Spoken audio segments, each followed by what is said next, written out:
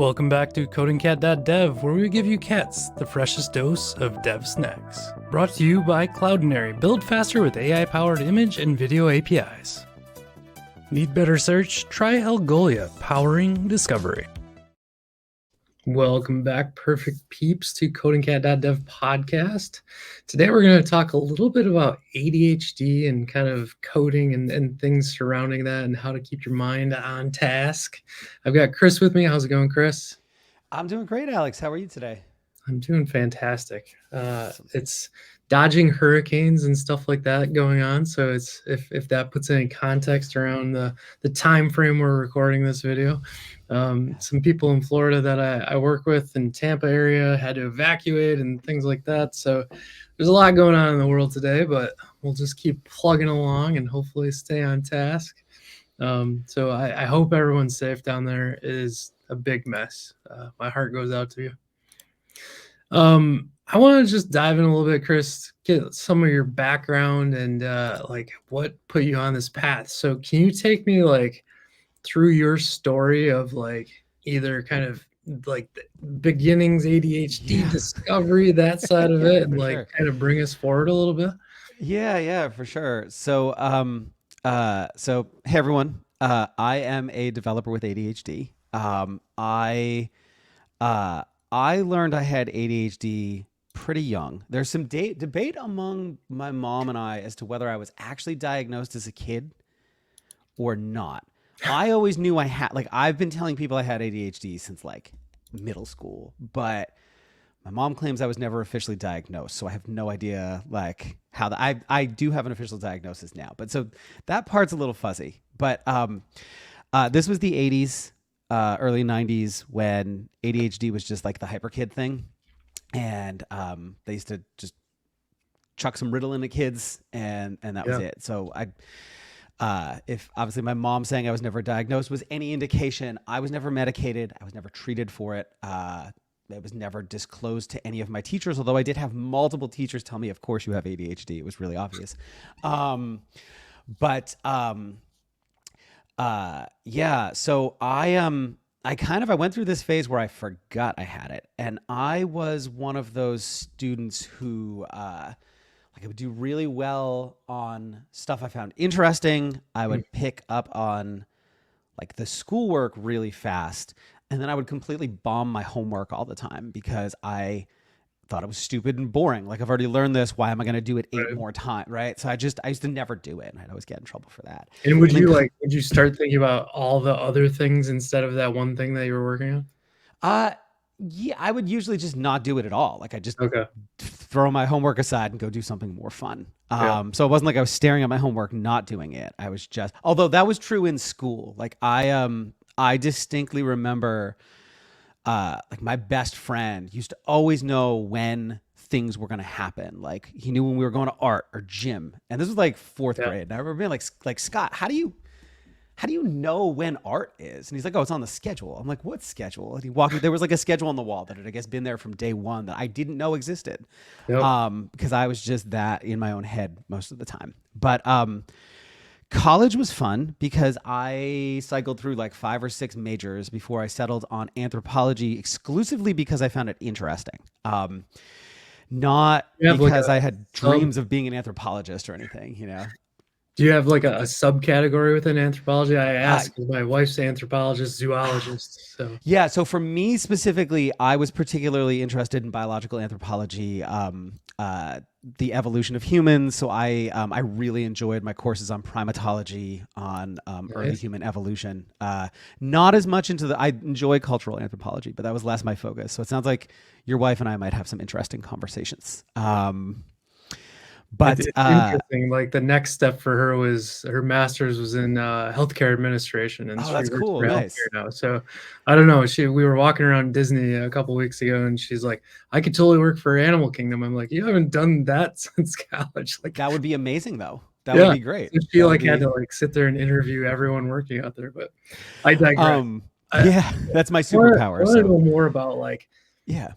For those parents that are listening and kids if they are listening to this, I want to know more about like my students doing bad, why, or like they are like hyper and like what does that mean to them? And so how did you go from I knew I had ADHD to like kind of Okay. that progression of diagnosis?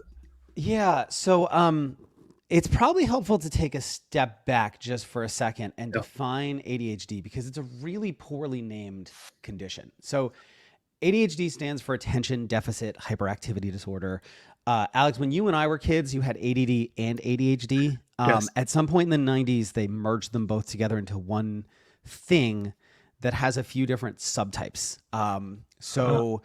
Uh, You can be hyperactive or impulsive. So I think that's the classic ADHD most people think of, where you're really energetic and you lack impulse control.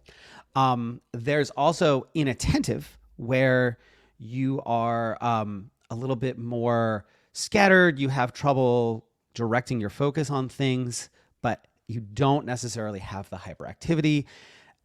And then there is the combined subtype where you have both. And I think for a lot of folks, combined subtype is like what most people think of when they think of ADHD. It's I'm hyperactive and squirrel, right? Which is that's me. That's me. That's my ADHD. yeah, But that's really interesting. I'm glad you broke that down because in my head still, because I grew up this way, mhm. like ADD was like an adult thing and ADHD was a child thing, and like it was always a mess to me.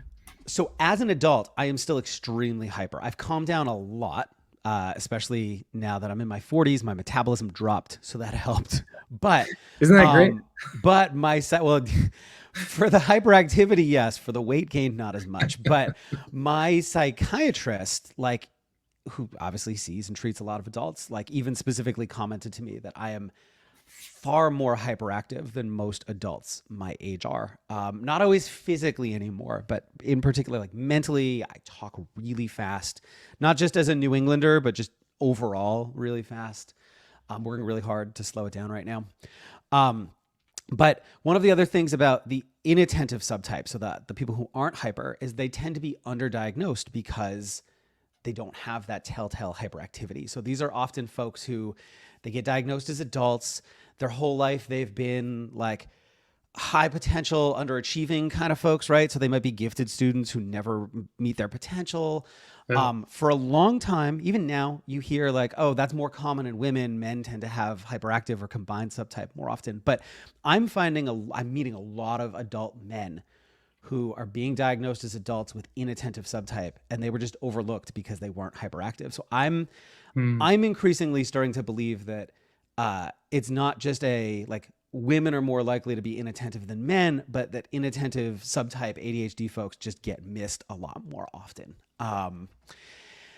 Sorry. So all this to say, ADHD has a handful of traits that that go along with it. You can think of it a little bit like a spectrum, like with autism, where some people have many of them, some people have just a few. The degree to which those traits manifest in you is going to be different for every person. So, like, the list of things related to ADHD doesn't apply to everybody all the time in the same way. But those things include impulsiveness, or like a complete lack of impulse control. Um, it's not actually a deficit of attention. It's probably best described as an executive dysfunction disorder where you have trouble regulating your attention. So most folks Hmm. with ADHD have too much attention, and they're either directing it at 24 different things at once or just one thing to the exclusion of everything around them, which is its own ball of fun. Yeah. It can also be it can be also seen in conjunction with something called rejection sensitive disorder, or dysphoria rather, where your reaction to perceived rejection far outsizes the actual thing. In more simple terms, like ADHD folks can be really emo, right? Where we take small little things and have very big emotional responses to them. And it also is sometimes accompanied by time blindness, where you literally cannot perceive time accurately. So it goes beyond just the whole like time flies when you're having fun kind of thing. Like, I can never tell you how much time has gone by. I just don't perceive it the way a neurotypical person would. They still don't know what causes ADHD, although it is very clearly genetic, because if a parent has it or if a kid has it, it's almost guaranteed that one of their parents does. Oh, And interesting. parents with ADHD often have if they have multiple kids, often have one, sometimes more children with ADHD as well. And the kind of the key biological feature of it is that ADHD brains seem to not have enough dopamine, which is a really important neurotransmitter related to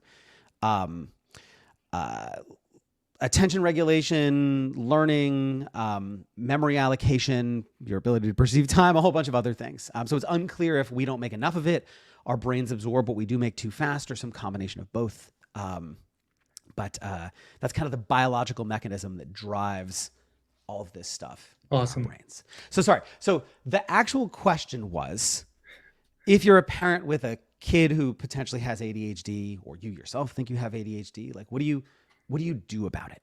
So it's more so like, if you're kind of down that path, how do you even start the process of like checking? But with all of that said, and this is good to like keep people listening. I'm gonna pause for an ad break. We're gonna come back and give the answer to that, and then we're actually gonna dive into Chris's book, Obsidian for ADHD. So kind of two-parter there a little bit. We'll be right back.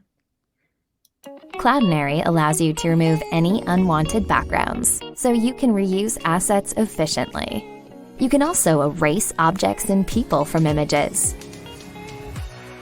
for placement in new experiences.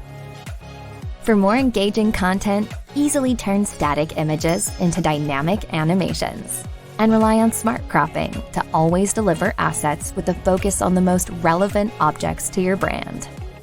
Cloudinary Programmable Media. Build faster with AI-powered image and video APIs.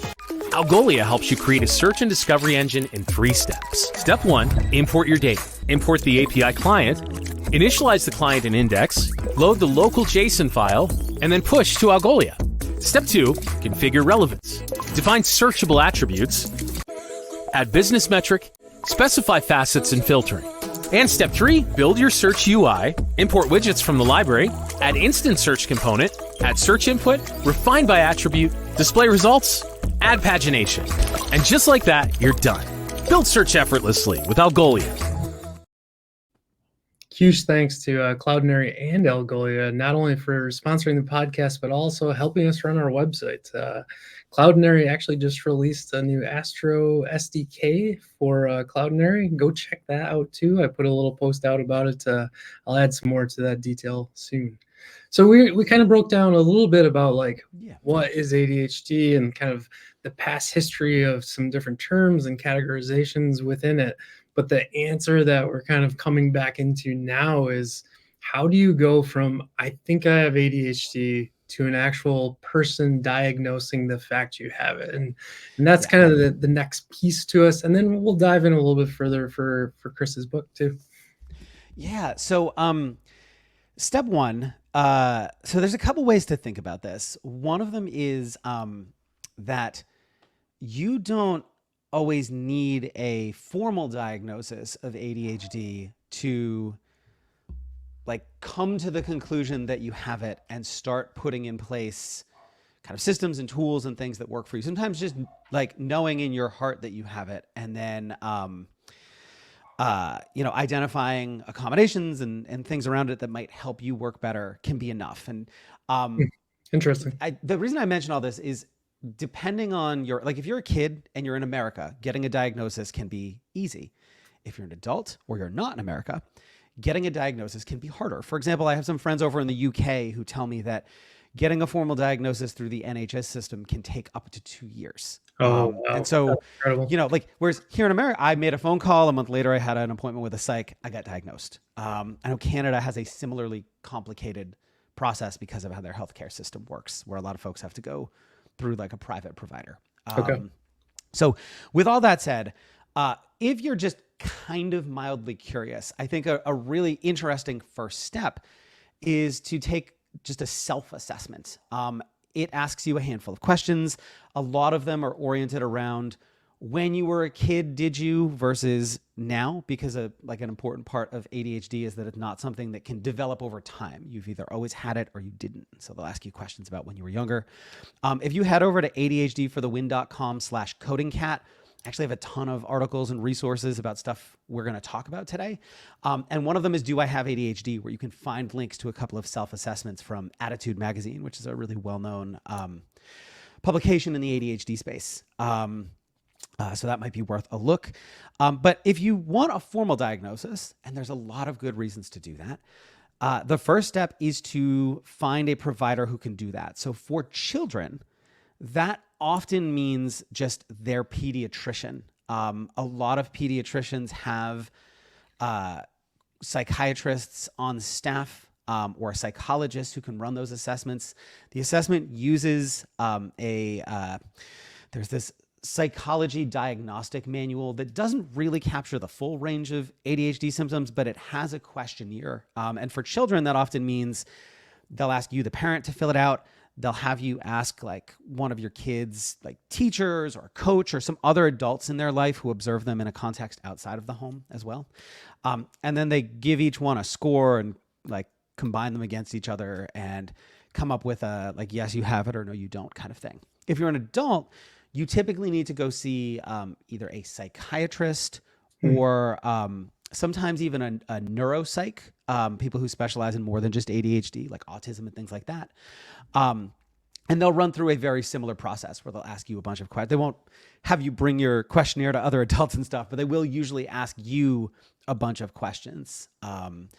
The reason you might want a formal diagnosis versus just doing a self-assessment and being like, yes, I have this, or no, I don't, is that when you have a formal diagnosis, you can then get access to medication, which is not something that everybody does. I went 40 something years without it and got by relatively well. I am now on medication. And at this point in my life, it's awesome. And I'm glad I did, but there are plenty of people who don't.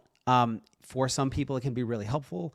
There are lots of different options. Some of them work better for some people. It's one of those things. Everybody's biology is different, and brain chemistry is really weird. So what works for me won't work for you and vice versa. I'll ask this question too, Yeah. and maybe this is the right time, maybe not. But I've been told repeatedly that I have ADHD. I've never like been diagnosed anything like that, but I went through a pretty bad bout of depression for a long time, and like sought help, went on medication, went off medication, that whole gambit. And I'm curious if there's any relation to like depression and ADHD that you've seen out of people, and like Yes. when So you get a diagnosis, what does that mean? yeah. And so full caveats here. I'm not a doctor. Sure, but yeah. We should have. I am someone I'll put that on the. but I am someone, I have ADHD. I talk to a lot of other people with ADHD. I read a lot about ADHD. And it is not uncommon for folks with ADHD to experience depression, anxiety. OCD is another really common comorbidity with ADHD that I have. And some of that, in particular, like the depression and anxiety, they are often prevalent in people with undiagnosed or late diagnosed ADHD, because they don't know they have ADHD. They just know that like everybody else seems to be having a really easy time with this thing and I'm not. Or, in the case of depression, sometimes like the rejection sensitivity dysphoria, the RSD can play in and like intensify some of those emotional feelings. So it is not uncommon for folks to get diagnosed with anxiety or ADHD or depression rather. And then some point later in their life, find out that they also or actually have ADHD, and that was like a bigger driver of some of those other things. They can also exist in tandem because anxiety and depression are two distinct things from ADHD, but often coexist. And so this is kind of coding related, and I'll describe something, and maybe we can talk about it for a minute. So during that time, I was trying to like work on a side project, CodingCat, and some other things, and I would be awake for, I'm going to say 20 hours because my mind was locked in on one thing. I would forget to eat. I didn't know what time it was. And this led to all kinds of other problems, right? With relationships and like who I'm talking to, and now work slipping, and like all this other stuff kind of floated away because I had my one thing.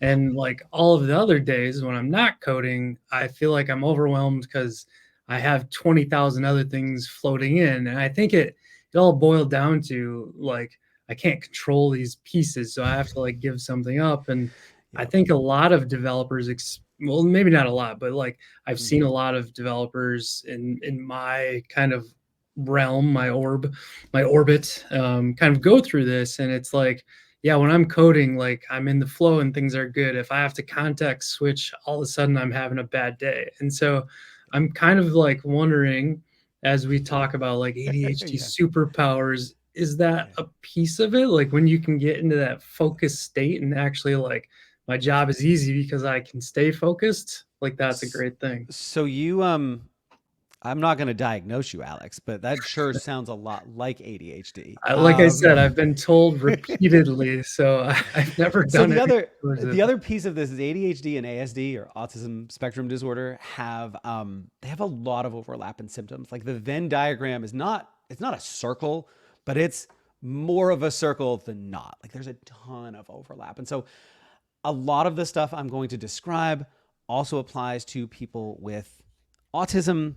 It also applies to people without either of those things, because some of this stuff is just normal life experience. And what makes it ADHD or autism or not, a lot of it has to do with how long it's been a part of your life and like the degree to which it affects you and like some brain chemistry stuff. But you just described the classic focus regulation aspect of ADHD, where you're basically in two modes. One of them is I've got a million things in my brain. I can't really latch onto any one of them, often accompanied with a feeling of overwhelm. Or I've locked in on this one thing. I'm going to ignore everything else, including eating, using the bathroom, possibly even really important other things in my, even more important. Like just as a quick aside, I remember there was a week where I was absolutely obsessed with camper vans, and I spent 40 hours researching camper vans, camper van builds, camper van builders, materials, equipment, like to the exclusion of everything. And then I had to like rush to get a project done at the last minute and I couldn't stop myself. I was just like, this was my pull. It was like a really strong magnet, and I couldn't break out of it. The Death Star force field, right? I think I'll even give a more simple example that I run into often. And like other people I talk to are like, wow, that's an issue. So I have in my email, if I have unread emails and I get to one, that thing needs to be completed before I can even read the rest of my emails. And I've been told like that is a classic case, Alex, of like, you have ADHD, this one thing now consumes you and you can't get done the rest of the things, right? Yeah. So it doesn't have to necessarily be like this like large, like you're describing, like 40-hour thing, but like each thing. And I think as we talk more about your book and kind of some coping mechanisms, we can talk through that a little more. Yeah, sure. And so that is, I think, for a lot of folks with ADHD, that is both the blessing and the curse of ADHD and this particular form of neurodiversity, because at its best, hyperfocus is like, for a developer who doesn't have ADHD, if you've ever been in flow state, hyperfocus is like 10x flow state. Like you are just on, nothing can rip you out of it. I am so much more productive than my peers when I am in hyperfocus. Yep. But when I'm not there, getting into it, getting started, context switching, as you mentioned, they can all be really, really difficult. And if you are in a working environment where you have, or just a life situation where you have a lot of different things going on, it is very easy to never start anything, like spend an entire day just staring at a screen and get absolutely nothing done because you can't switch from a task or move into a task. I often talk about ADHD brains having a lot of physics nerd alert coming on here, but like a lot of inertia, where at rest, it is very difficult to get them moving. It's like a giant boulder. But once they're moving in the direction of work, it is also really really difficult to stop them, because they're like a giant boulder careening down a hill. For better or worse, taking out anything in their path, right? So that getting started is often the hardest part for a lot of folks. Or like I'm in a thing, that's the other thing too. Like if you're hyper focused and then a meeting comes up, that can cause, I don't think people without ADHD like fully understand this when I say it, but like it can cause real physical pain. Like if I'm really engrossed in a task and I get a meeting alert and I'm like deep in it, Yeah. like it Sends you off. hurts. It Yeah. hurts to the point that I've actually like missed meetings entirely because I'm like, I'm just going to keep working until like the meeting's about to start, and then I forget. And it's a time thing at that point too. So I have the same issue where I'm like, I have no clue if I don't set an alarm what time it is. And so if that meeting came and went, it's like, oh, that was 4 hours ago. I guess I should have been paying attention. So I will say an Apple Watch has been the #1 tool for me for not missing meetings. I used to miss them constantly. I'd always be getting like pings in Slack, like, dude, where are you? And then I have the alerts on my computer. Something about the haptic feedback on the wrist snaps me out of it in a way that a chime on the screen does not. So my challenge is it's twofold in a way, because I turn all notifications for everything off because of the bounce and like the distraction and like pulling me places. So if I don't set a dedicated like alarm, like those dings mean literally nothing. My wife will sit there and go, do you need to check that? What is that? What's that? And I'm like, I don't hear any of it because like without this like main thing. So the haptic thing is kind of interesting to me to pull you out of that flow or something for only important things. Like, so I need to be clear. Like Twitter or anything like that. I don't have like, I know my wife has all sorts of alarms on her watch for like emails and all sorts. I have none of that. My watch is calendars and timers because I set timers for everything, and they buzz. They don't like, they vibrate. They don't make noise. I have my watch set to silent, so it vibrates, but nothing else. And that's the thing for me. That's the trigger that it's like, oh, okay, this matters. This isn't that other stuff. That's been really, really helpful. So I think out on this site, and we'll come back to it, but there's kind of this how to get shit done with ADHD. Yeah. So we've talked kind of around like all of the problems and stuff like that. Let's say a person now, you have a diagnosis, or at least you believe, like I believe I have ADHD. What's kind of like the next step? Like we're talking about a small solution, but like how do you actually stay productive in a work kind of ecosystem, especially if you work remote where like there's nothing dedicated for it? Yeah, so there's remote and in office both have their own unique challenges for folks with ADHD. So there's a couple of layers to productivity with ADHD. One of them is I used to study Taoism, and so I have a lot of this like internalized, like respect the nature of things and don't try to fight it kind of zen about me right now.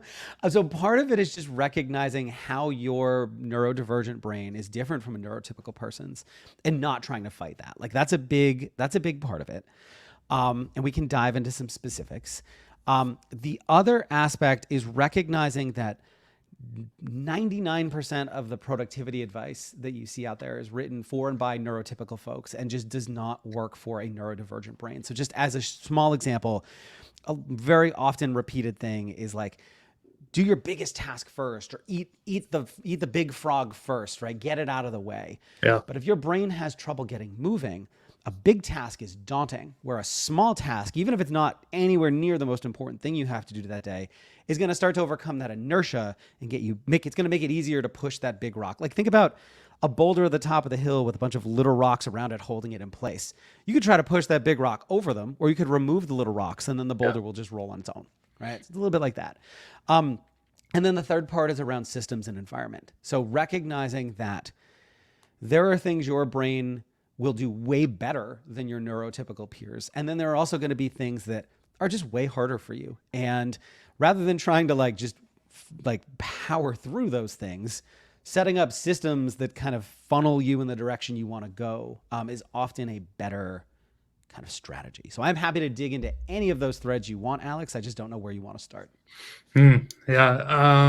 So I find the like boulder inertia thing interesting, and you kind of I believe you send out a daily kind of email of like I do. Yeah. So over at ADHDforthewin.com, every weekday, I send out just a small little snippet with a tip, trick, thing to help you not feel quite as crappy about yourself if you're having a down day. ADHD. I tried it out and I was like, this is interesting because the question was, something standing in your way. And the boulder analogy is great for me, but my problem is maybe my boulder's on a flat surface or something, because I clear out I do a good job at all the little pebbles around the entire boulder. I never want to touch the big boulder though. And I've been told repeatedly, like, you gotta get the big thing out of the way. And I'm like, there's like 10,000 other little things I need to do today. And now my 8 hours are up. And it's like, I can never quite set aside the time or the focus or whatever it might be to get there. So for me, and this is super interesting. So, the boulders, let's talk about those for a sec then. So there's usually two types of boulders in someone's productivity kind of sphere. One is, I'm really excited about this. And so for those, you can usually just dive right, like 100%. If you have ADHD, you almost need to like fight really hard to not do that thing. Yes. But then you've got those tasks that seem awful. And those are the ones that I feel like you're describing as they're on a flat surface. I can't get them rolling. So the trick, and it doesn't always work, but the trick for those is to break them into smaller, more manageable parts. So like, I'm a Disney Pixar nerd. And so for me, I'm sorry, I'm going to quote Frozen 2, right? But you need to do the next right thing. And so like, I will often, one thing we didn't talk about, ADHD brains, if they were a computer, they'd have a huge hard drive and almost no RAM. So we pinwheel really easily. We can't hold more than a couple things in our working memory at one time. A lot of stuff gets garbage collected before it gets written into long-term storage. So if you have a big task, a lot of times the most difficult part about getting started is there's a million little things that need to happen with it. And you keep bouncing from one to the other in a giant circle, and you just really don't even know where to start. So I like to do this like in paper form, because I find it much easier to just work with a pen and piece of paper. I love digital stuff, but for planning, it's often easier to have a notebook where you're not constrained by the app. And I will just write down, depending on what the project is, all of the things that need to happen. So like if it's a house project, like we redid our garden recently, right? Like I might write down like, we need to buy materials, and then I'll write out which each of those materials is. I need to research how to dig out we wanted to lay a pathway, how to actually do that. Like research that on YouTube, find some videos, people like teaching you so all the things, right? Or if it's a computer project, like a coding project, if it's a back-end project, I might do the same thing. If it's a UI related project, I might even draw out the UI and then draw arrows to all the things, like what needs to happen in this form field and where does this need to submit? And, I need an API to send this to, and all the things. And then you now have a bunch of subtasks, and you can treat each of those as their own little pebble that you pick at. And I usually recommend for folks, pick the one that you have the least like mental resistance against. It doesn't have to be important. It doesn't have to be the logical first step. It just has to be the thing that you'll actually do. Because once you start picking at those pebbles, it's a little bit like picking at a scab, where once you start going, you can't, or like a mosquito bite where you can't stop scratching once you start, right? Yeah.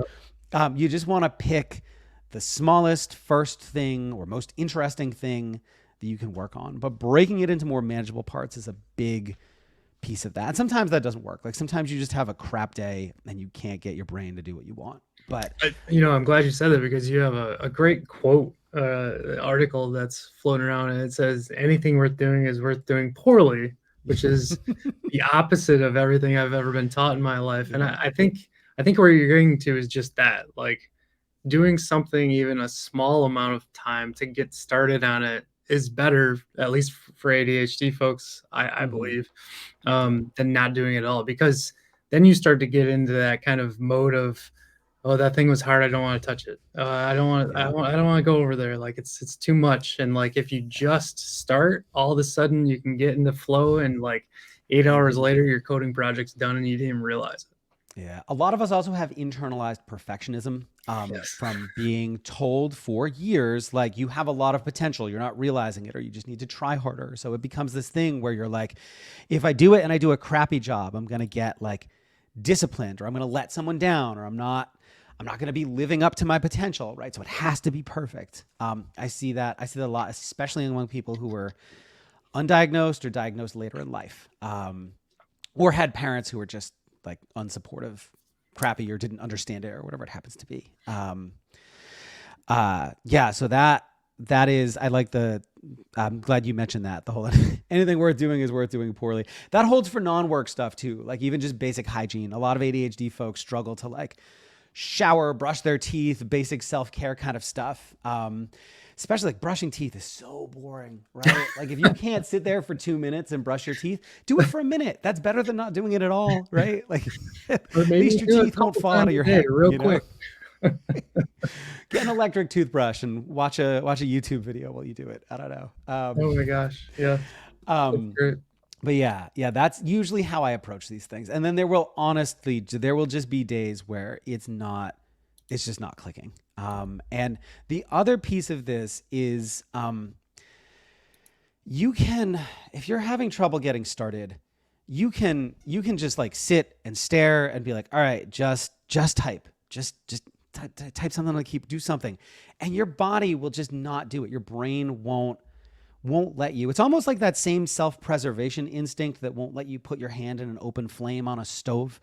And I think the thing that's important to recognize is for ADHD brains, because we don't have enough dopamine, it is almost like a literal self-preservation thing where we have so much less dopamine than a neurotypical person that boredom is literally physically painful, and doing something that your brain finds boring is going to hurt and your body won't let you do it.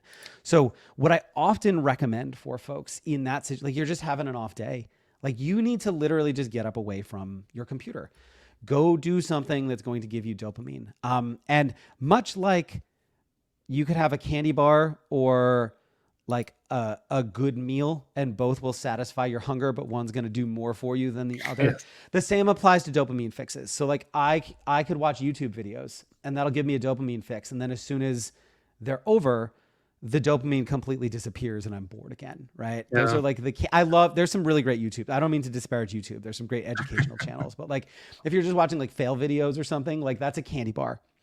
Whereas doing something like exercise or getting sunlight, or even like caffeine, or if you have ADHD medication and you didn't take it or you're due to take it again, something that's going to give you a longer lasting dopamine fix so that your brain can then transition into those other tasks that would have otherwise been boring. Now you have enough dopamine, you can do some of the less exciting tasks. Nice. Sorry, go ahead, Alex. No, not at all. I had invited another colleague of mine. I'll bring him on now so he can wave to everyone. Oh, sweet. Hey, Wes. So Wes and I actually work together at APRA, and we talk quite a bit about it because, Wes, do you want to give like a 2-minute intro to like kind of you and your story? And like, you've been open with ADHD, and like you're one of the many people who have told me, Alex, you have ADHD. Can you kind of just break down like your experience with like being a developer who can code circles around myself and like having ADHD and like how that works for you? Yeah, sure. And it's even funnier to take it one leg further is at the age of 40, I was diagnosed with autism as well. So it's a double whammy hitting on both sides of that. And I've been a programmer since I was 9. That was my dopamine fix. And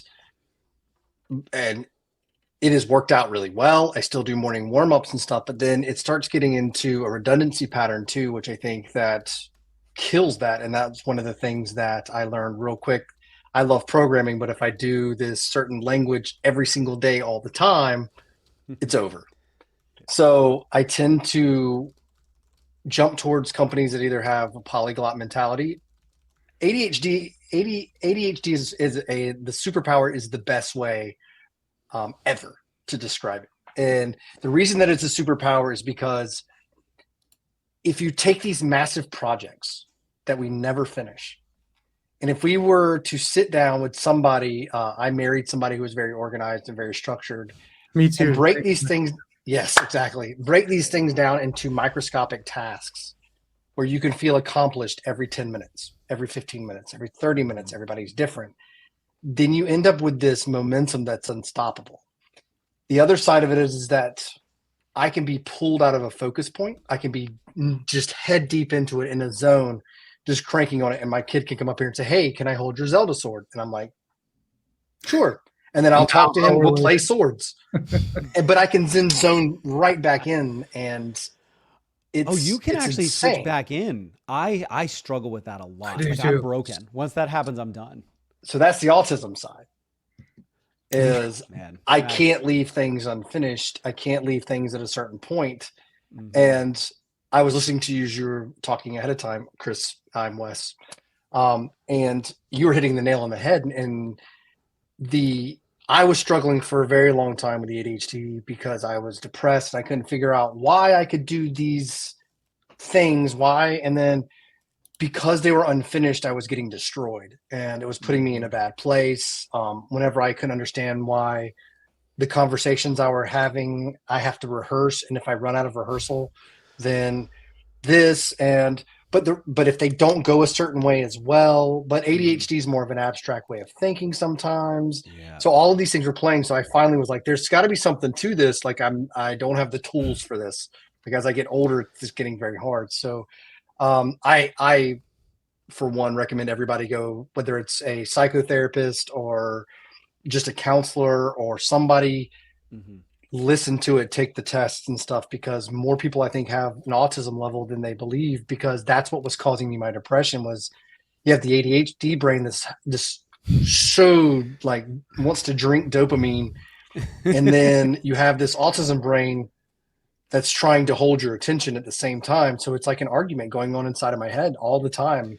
And finally, whenever I got diagnosed, I was like, okay, so now I have to learn how to manage this thing. And you're never too old to learn how to manage these things. And the conversation that you and I had, Alex, got really deep, because I was still learning at 44 years old. I am still now learning all the different ways that I can keep my head in the game. Yeah, same. And so I can be parts of conversations, but like I have a standing desk. I got a treadmill for it. Like he was saying, if I keep moving, I can distract the ADHD part so that my autism part can go in and just start cranking out stuff. The other side of it is I've been programming for so long that it's no longer entertaining. It's not like, I'm not disparaging anybody. No, but the code, like writing code itself, is not the interesting part. Right. It's the reason it works for us. It's like you learn how to shoot a move. basketball or something. Like after a while, you just know that. Now let's start doing plays and like winning games. Like it's all additive. All that stuff built up over all these years. You don't want to go shoot free throws. You need to, because like that keeps you kind of fresh. But like that's not the interesting part anymore.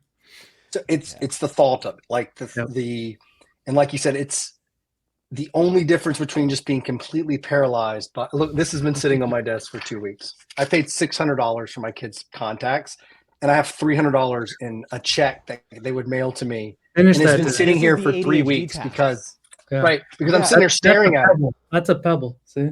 Yeah. Well, so there's this concept though called the ADHD tax, where folks with ADHD end up paying, literally physically or like monetarily paying a lot more, because we will put off really simple tasks that are just dumb and boring. Like you don't get that $300 rebate because you never send it in, because it would take you 2 minutes, but it's boring, so you don't do it. Or expense reports are the devil. You pay something late because it's just been sitting there waiting, and it took me 3 years to get ADHD medication because I couldn't pick up a phone and make a damn phone call to like book an appointment. And the other side of my brain says when I'm taking that phone call, when I'm getting ready for that phone call, I have to spend 30 minutes just rehearsing the damn thing. So I don't. Is that the autism side for you, or the ADHD that's side? That's the script. Yeah. I have to script everything out, and then but here's the cool thing about it, and it doesn't have to be the autism, the ADHD side of it, which I still don't know how to pronounce, so I just say that. I don't either. I'm always, is it OW? Is it ADHD? It's OW. I'm glad someone else said that. So much OW. ADHD, got it. I like that actually. It's that disjoint in your brain is I can, if you put me into something and it's planned out well, even if I can make myself plan stuff, it's getting myself to plan it. So it's like a constant battle. but you start learning these little mechanisms, these little tricks, and the ADHD side of me, like I do take a ADHD medicine. It's Concerta, but it's the lowest dose possible because I also have a resting heart rate since I was a kid of 100. Wow. So if I used to take Vyvanse whenever I was working at Appright, for example, and my heart rate was hitting 150 to 160. And my mom's in heart failure. So I'm like, this family history is not good for this. It was doing that sitting still? Like I am right now, just talking. Oh my gosh. So I would just be sitting here. I actually had to take an EKG before they would give me. My psych was like really, really concerned about, given my advanced age of early 40s, concerned about like underlying heart things I didn't know about. Yeah. So is Concerta, I'm sorry not to derail us on medication, but is Concerta a stimulant or a non-stimulant then? It's a stimulant, but I take such a low dosage of it. Okay. Right. When I was taking Vyvanse, which is also a stimulant, I was taking like one of the highest doses of it. Okay. And then I learned if I can just get there, then I can do things to distract the ADHD side and let my autism side take over, and stuff starts getting done. I have an iPad sitting right here playing Dragon Ball. I watched it as a kid. Cartoons are amazing.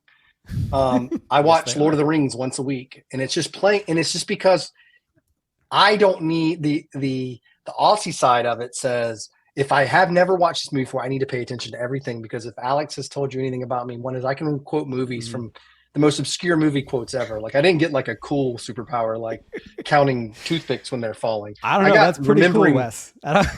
So that it's worked into all of my dialogue, but I love it. It's also the ADHD side of me has given me more than I could ever ask for. And I stopped looking at it as, hey, this is causing problems. This is causing issues. This is causing this. And I was getting real down on myself and depressed. I said, you know what? And this was like 15, 16 years old.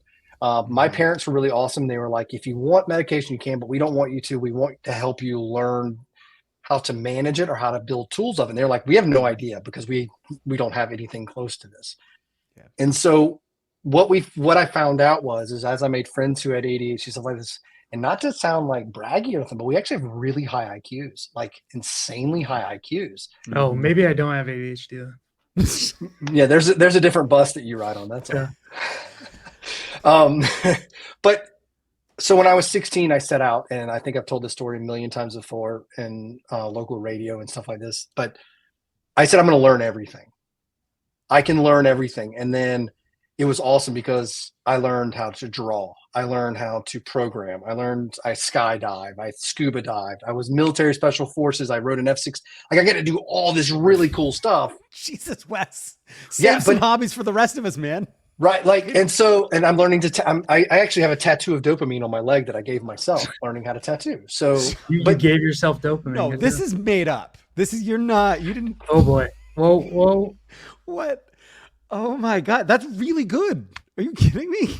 But see, that was what my parents gave me. They said I can play guitar. I've toured in bands. Like I did everything that I could. I'm not the master of anything, but I'm pretty good at quite a lot of things.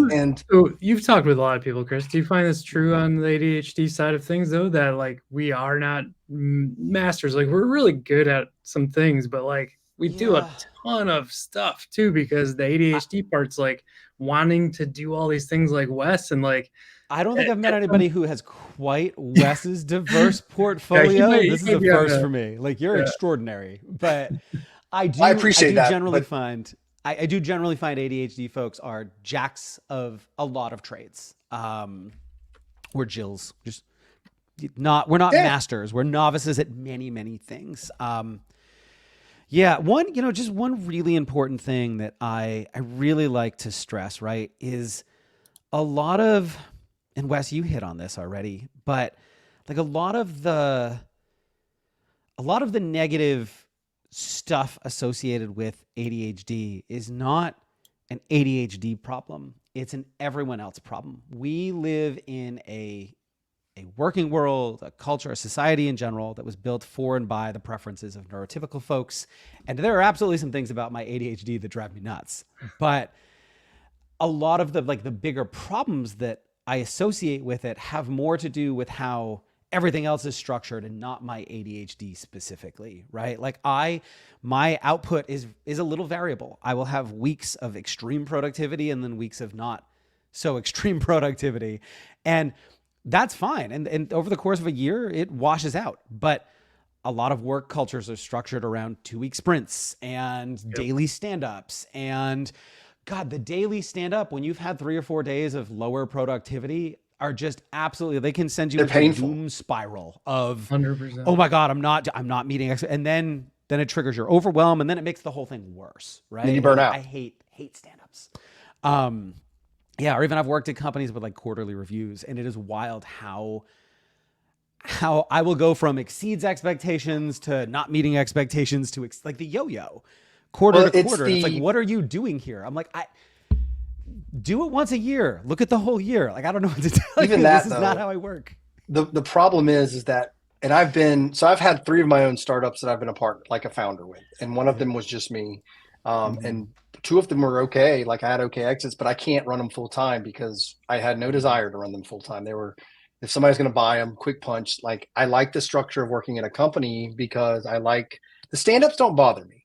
When I have lower productivity or something like that, and this is not to offend anyone or anything like this, but we are masters of a couple of things.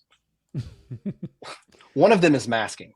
Like we can make people think that we're complete. I always feel like I am 44 years old. I could stand in a room full of my, of 20-year-old teachers or something like that. I still feel like the youngest guy in the room. It's the weirdest thing in the world. Like but I can mask myself because I'm also short. Like I'm really short. So, but I can also mask up to where everything's okay. Right. Like we don't, and that's also an Aussie thing. Like I don't want people to know that. And now, and just in the last few years, I've been a lot more verbal about it because I want my kids. I know one of my kids has autism. I know one of them has ADHD off the charts. And so I want them to know that it's okay. Let's find tools to help them. Like let's instead of fussing at them or yelling at them or making them feel like they're not accomplishing something, let's find their way of accomplishing. I've gotten very fortunate to land at a company after my last one, which I'm not going to use its name, as it was mentioned before, was not very supportive or didn't feel like I was very supported for it. But the company I work at now is very supportive. They don't have deadlines, but they do a good job of asking in a way. But the yearly report thing that I came as being someone's boss was detrimental because you're right. They're not built for performances of people who are neurodivergent, who are able to do these insane tasks. And by the way, I can do stuff in the first 3 days of the week and be done for the rest of the week because when I'm in, it's over. Like I can I can kill it. And then when it's over, I need it to be over. I don't need to stress about somebody saying, hey, earlier in this week, you were doing amazing, but now it looks like you just stopped. I'm like, well, yeah, I'm done. And the company I'm at now is like, I worked 36 hours in the last 3 days, so I'm good. Yeah. So in the company I'm with now, whenever I did that, like I knocked 2 weeks worth of work out in like 3 days. And they're like, awesome. Do you want to just help some people peer around or whatever? And I'm like, cool. They're like, yeah, you're good. Like, and I'm like, no, that's not normal. But the yearly review I found, see this ADHD thing of bouncing between topics. It's the branch off conversation. I'm following you 100%. Wes. There it is. But the yearly review, they really don't look at a full year. They look at the last couple of months. Yeah, that's true. Yeah. And so, and though they say it's a year review, what's fresh on their mind is not 8 months ago. Right. So what's brought to the forefront is the last month, couple months, week, who knows? Yeah. And dear God, it's the end of the year. So guess what I've been doing the first part of the year? I've been just hence the roller coaster. And so whenever I would sit down in reviews in the past, they're like, hey, in January and February and stuff like that, you were just like killing it. And then all of a sudden what happened? I'm like, I was bored. Like everything was working. I was doing everything I was supposed to do. I was like, why don't you, or one of my favorite things is I took a mental health day one time because I was feeling burned out and I just needed to get away from, not at the current company, but my previous one. And then they scheduled an appointment with my HR and my manager to ask if I was okay. And I was like, do you know what level of anxiety you just gave me? Because now I know that my immediate report and my HR person in the same meeting, do you know what this usually means? Because please don't do that. they're like, well, we nothing bad's happening. We just want to make sure that you're all right. I'm like, this is not the way to do that. And I also learned later in life, and maybe it's because I'm getting old and crotchety, but I don't hold any punches anymore. I'm so tired of trying to mask things. I've gotten so better sorry. at that. Oh, I feel great. Thank you so much for asking. I'm like, dude, that's ridiculous. Don't ever do that again. And they're like, oh my God, like, I didn't mean to upset you. I'm like, well, it's frustrating. And that was the other thing. Having kids change that for me too, is the masking thing has to go. I want to talk to people. I don't stay on the same subject. I've done a ton of things. If you want to ask me about anything, and if it's something I've never done before, guess what you just did? I have a book that my friends gave me that is dedicated to ideas and things I want to try. And I'm going down that list, and I will use the superpower of getting into stuff of ADHD to learn as much shit as I can, because that's my biggest dopamine fix, is to learn something new. I have this great idea for a web app right now, and I'm staring at my own code like, I don't really want to write this. Like, I could describe this problem, and maybe we end up being amazing prompt engineers for AI, because we can tell a story like nobody's business. Nobody. We can tell your expectations all the way through the pain, but it's the execution that ends up. So if we could just tell, like, we become good managers because we can describe stuff and help people in such detail. So there's my soapbox. I'm going to step down for a moment. Well, I really like that you mentioned the whole holding punches thing, because a lot of, and I know this is true of autism as well, a lot of ADHD folks tend to be blunt is maybe the right word to describe it.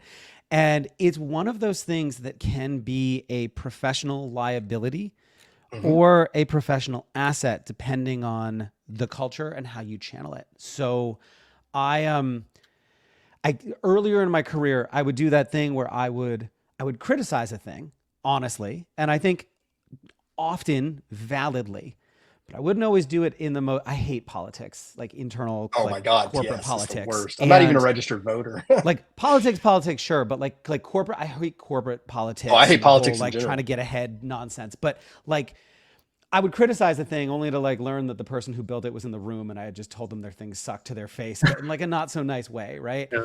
But I got a little bit better about being honest in a way that wasn't like, this thing is shit, and more like, this thing doesn't do the thing we need it to do, and here's the problem with it. And I eventually got the reputation of being the person that my manager or their superiors could come to for an honest opinion, when everyone else would just kiss their ass and tell them yes. And that is a really, really good place to be. Like, I remember my boss being like, Chris, I know you'll tell me like what you really think about this. None of your coworkers will. What's the deal with this? And like, if you can do that in a way that's not just being a complete jerk to like internal people, clients, whatever, like that can be really powerful. That can make you an amazing consultant, can make you an amazing manager, can make you an internal innovator, right? The other piece of this is because we don't have impulse control. We are often way more innovative than our neurotypical peers, because that whole like, oh, what if this doesn't work? We don't normally do things this way. This is a stupid idea.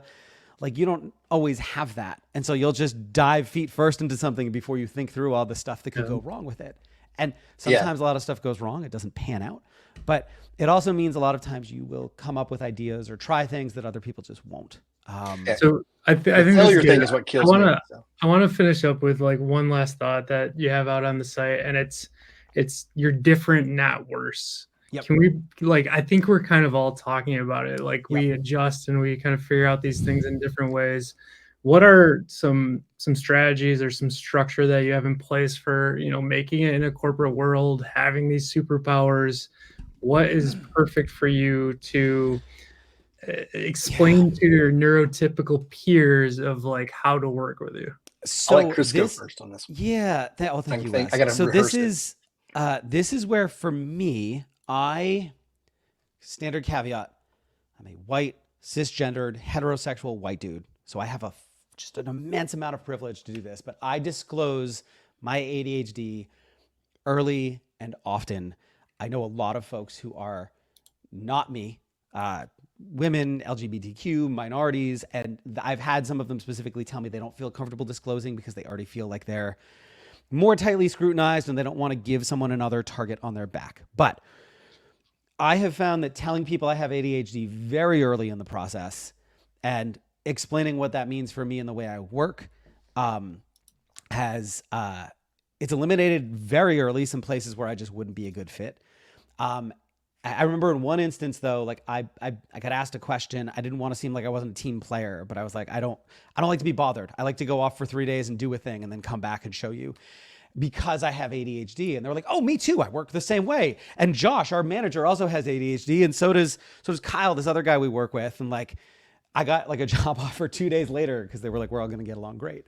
So like finding a place that works with you. Like for me, a big part of thriving with ADHD is finding a working culture that just aligns with how you work best, rather than trying to shoehorn yourself into a place where it doesn't. So if you've got a place that's like, we all need to come into the office every single day and we always have like a million like those places are just not going to work for me. I know that. I'm going to immediately write those office places where I don't want to work. And don't be afraid to ask those questions in your interviews, folks. Oh, absolutely. Like, please get that out of the way up front of what expectations look like. Because if you think it's one thing and you get in that situation, it's not going to go well.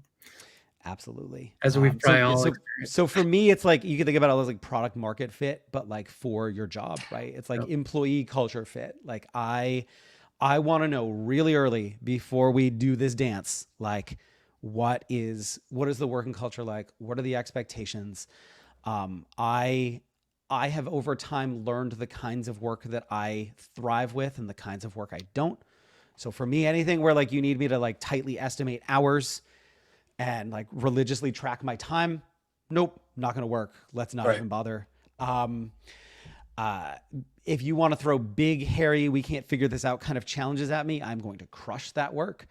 If you're going to be like, hey, we're just going to copy, paste, repeat for 8 different clients the same way, nope, I'm going to be bored. I'm just going to nope out. I'm going to stop doing the work. Like it's not, not going to work. Yeah. So that's, for me, that's it. It's really, it's about finding like knowing yourself, finding that fit.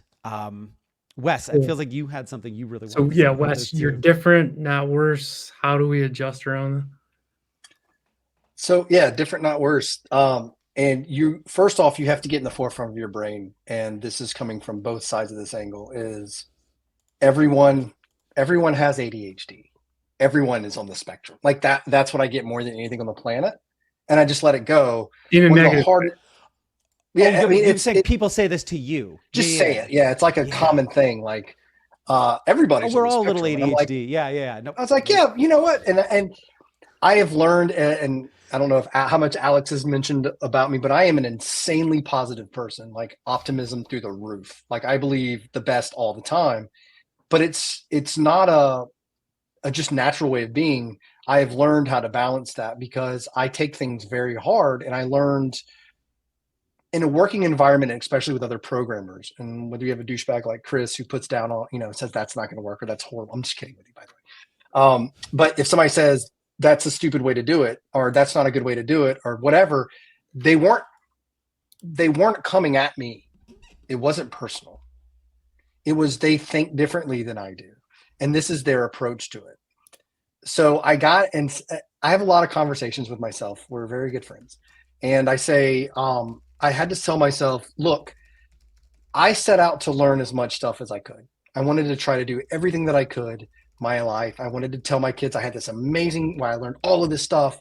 So I need to learn to talk to people. I need to learn to listen to people and understand that not everything's an attack. It's not personal, because for me, it's heightened already. So ADHD people have the heightened emotional response. Now add that on top of overthinking and digging into it very deeply. When somebody says your code doesn't, that I don't think that's going to work. It's not, you wrote garbage code and it makes everything horrible. It doesn't fit here. How else can we do it? So my biggest thing that I learned is ask questions, a lot of questions, ask them often, because a lot of times we think one thing and it's not another, and asking questions is very hard. So you have to teach yourself that it's okay to ask questions. One of the hardest things about being a programmer, as long as I have, is everyone in my brain, I have overthought it to the point that I assume that everybody thinks that I have all the answers. And so when I ask a question, they're going to be like, wait, I thought he was like this, like really good programmer. Why would he be asking? That's what goes into my brain. And then I find out that's not the case. Yeah. And so putting myself into a positive light, like it doesn't matter whether it's work, whether it's family, whether it's anything like that. One is, you don't need to mask. Let people know, let them know often. Chris said that very, very, very well. And number two is stop masking. You don't be yourself, because it'll make you feel better. Your stress level will go down, and be open. And the main thing is, and the what I call the life hack version for me is, find a way to distract your subconscious so that you can get focused in. If I'm just sitting here at my screen and I got nothing going on but my terminal editor in front of me, nothing will happen. I will sit there and say, I know I'm supposed to write. Like, why can't I just find what? But if I have, like I said, I'll run. Cartoons are my favorite. And I'm 44-year-old watching. I've watched Amazing World of Gumball. And if you look at the TV shows that I watch, Amazing World of Gumball, regular show, Rick and Morty, like, those are very ADD fueled. Like, they jump around a lot. So if my subconscious is over here watching this on the screen or paying attention to this on the screen, that gives the frontal cortex here says I can now concentrate because you're distracted. Awesome. Also, there is I can't remember what the type of music sounds. I listen to sound. There's neurodivergent sound, and it's B8. I'll find some good links to put out. 8D. 8D. Yeah, there's a bunch. It waffles. And when I'm listening to this, it's the most relaxing feeling because it's quiet. My brain goes completely quiet. And that's the hardest thing. That internal dialogue for me as an ADHD person it can destroy me. And I had to remember, and one very valuable thing that I learned was, if I hear a voice in my head and it's saying you instead of I, it's not me. Your thoughts are not necessarily you. And so when I came to the realization that I was going, you really shouldn't be trying to do that. I'm like, well, that's because you're not me. And I have a totem too, but that internal dialogue, that internal monologue from my subconscious was putting me to a point where I was just basically wanting to lay on the floor and just do nothing, and cry myself to sleep and stuff, because it killed me. And that's the overthinking, that's the anxiety. So whenever you have a chance, to unlock your superpower or to be different, hey, you don't mind if I watch this show or have this running in the background over here, do you? Because it's time to start so I can get this work done. And you'll be surprised at how many people are like, oh, that makes sense. Like, that's cool. Yeah, no problem. Like, I listen to books or something. And you're like, yeah, it's kind of the same thing, except I need the visual blinking going on. That way, when somebody walks behind my monitor, it doesn't distract me because I'm already distracted, and I can manage this distraction. But I can't manage the outside world distraction. Then, like I said, be open, be honest, and stop masking. Be yourself. People will find that you're pretty amazing. That's great advice. We're way over time, as always. When we kind of, I was late. Sorry. No, it's all good. When we get down on the road of mental health, it's very important subject, as you can tell. To myself, we try to have as many guests on to talk about as possible. So I just want to say thanks, Chris. Thanks, Wes. We are going to jump into our perfect picks. Wes, if you want to come up with one, feel free. But Chris and I had ours kind of set up beforehand. It's perfect pick. Details. So it's just anything fun. So if you've been checking out, you'll see. Watch. This is interesting with 3 people on here, by the way. Anyways, I just want to show off once again. You can go out to ADHD for the win, ftw.com. So ADHD. Either one will get you there. I own both domains. I realized as I started doing these that saying FTW is annoying. So I just say for the win, and I own that domain too, and it redirects here. Perfect. /coding-cat will get you to this page, 40% off Chris's book, Obsidian for ADHD. Go check it out. We are going to jump into perfect picks now. I can go first because this one just came out and it's stupidest thing in the world, like totally cheesy. There's $100 clock that you can buy from Nintendo that just released, and I've been already looking for my son, 15-year-old, but I think he'd still love it, for a gift, and I think this might be it. So this thing apparently will go off, and if there's movement, the alarm will quiet down, and it also like flashes lights. And then if you get up, it actually turns off automatically, so you don't have to like worry about it. And I don't know if you can set kind of a time limit on this. For what I read, if you get back in bed within an hour, it will go off again. So it's like really trying to get you out of bed and get going in the morning. So that's my perfect pick for the day. I thought it was pretty fun. Go check it out. This is Chris's pick. Love it. So on the topic of being different and embracing who you are, Nimona is actually the perfect movie for that. So this has been recommended to me by a whole bunch of folks. And I finally got around to watching it. So animated movie. I won't spoil anything, but it's about a girl who could shapeshift, who's a little different, and a knight who partners up with her in this weird techno-futuristic medieval kind of world. So Wes, if you like cartoons and you haven't seen this one, I highly recommend it. I've seen it. It's super cool. It is so good. Love it.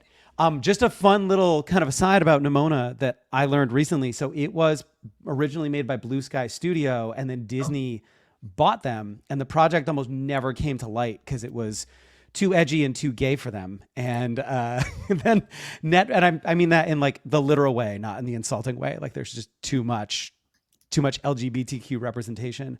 But yeah, Netflix thankfully scooped it up, and we were gifted with this beautiful masterpiece. So the artwork in it's beautiful. Do check. It's just everything about it. The animation, the story, the acting. It's one of the best animated films I've ever seen, and I've seen a lot. That's incredible. I like it. Wes, that's the kind of thing. Do you have anything, or should I do? Okay. But it's a shameless self-plug too at the same time. So one of the things is the autism side of me does is a thing called stimming. Stimming is a way that I when I get very anxious, I draw. That's where the drawing thing came from. So after talking to and you can leave your browser up because I'm going to get you to type it in for me. So every day around 11 o'clock, except for today, it'll probably be closer to 11:30. If you go to tiktok.com/@Westcope, WESSCOPE. If I could spell TikTok, though. Right? At Westcope. So this is me every day at around 11 to 11:30. Nope, that is not 2 S's, dude. Come on. Sorry, yeah. I know that. So every day about, I'd say around 11 to 11:30, I teach people how to draw online and how to draw it. Basically, I break it down to mathematical points and more of a pragmatic approach to drawing. And so I try to come up with new concepts of how to draw heads, how to draw bodies, using shapes and things of that nature. And also, I have a mentor and a teacher who's been teaching me. His name's Rod Gahn, and he helps me understand it. And there's the tattooing. See, I told you. That's how I practice. I love that mohawk. Oh man. Oh yeah. So I used to tour with a band called Stretch Armstrong. Love it. And that was me then. So but that's the so I do custom skateboards, whatever, we talk about all kind of things. But it's primarily, other than a European trip, it's primarily focused on just how to draw. Are you still doing like 3D printing too on the channel, or no? That's I quit because I got tired of getting threats to be sued from Warner Brothers and the like. That's special. Cool. You have no idea.